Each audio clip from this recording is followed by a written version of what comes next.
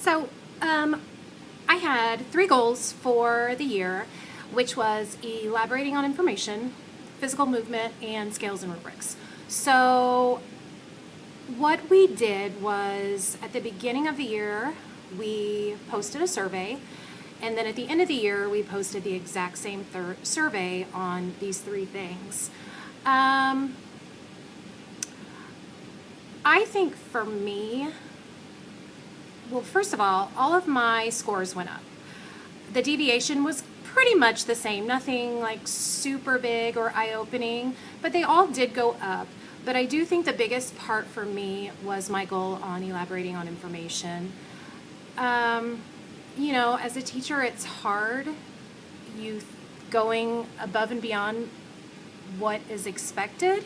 I mean, I think you just naturally think you do, but unless you're being super intentional and going beyond what's initially learned, for me, it was just stopping and making students use that background knowledge to answer questions, making students justify those answers, which is providing evidence, supporting all of these things combined, and that's leading to deeper and more complex questioning that I'm used to.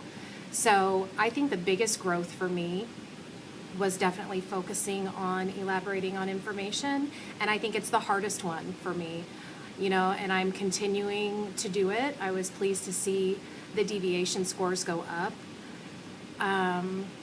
But that's just something personal for me that I'm going to continue working on, and I do think I'm getting better at it.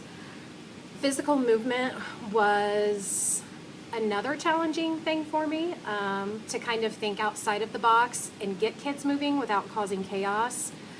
I think I run a more looser class anyway, so learning how to balance that physical movement and be intentional and make it structured, it actually worked out really well, and I'm pleased, and I've been doing a lot of it in my classroom. Incorporating everything from vocabulary. The kids have got to move, and they've got to have fun doing it. We will throw a ball around, and kids get so excited to be the one to get the ball and talk about, their vocabulary words and to explain it to the rest of the class. I also tried something from Marzano with 4 corners and kind of adapted it to be my own. And this turned out to be the best lesson I had probably ever given, one of them definitely. And I actually had a group of teachers come in and observe, and they noted a lot of things that I didn't even notice, but then kind of watching it back and taking a step further, I'm like, oh yeah, it hit a lot of things. And it wasn't even that much of planning.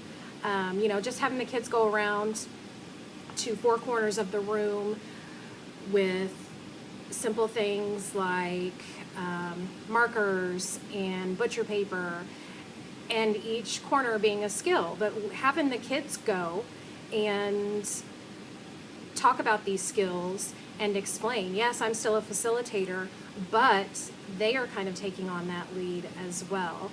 So they're moving, they're talking, and they're kind of in charge of their learning, and it was really cool to see. So still continuing to do a lot of that stuff. Probably the one I'm most proud of, definitely.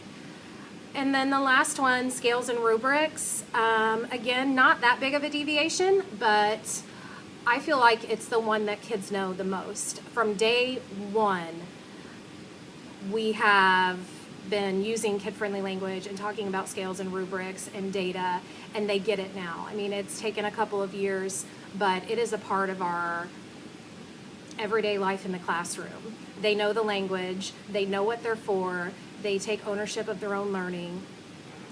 Scales are just a part of our everyday lessons. They know where they are. I wasn't expecting that to go up, maybe for the kids that didn't kind of have a complete understanding of it, but I felt like they all did. But like I said, I mean, all the deviations went up, but just really pleased, especially with physical movement and scales and rubrics. that, I mean, it's an everyday part of our classroom and the kids are getting it. Still working on elaborating on information because I think it's hard. And I think it's going to take practice.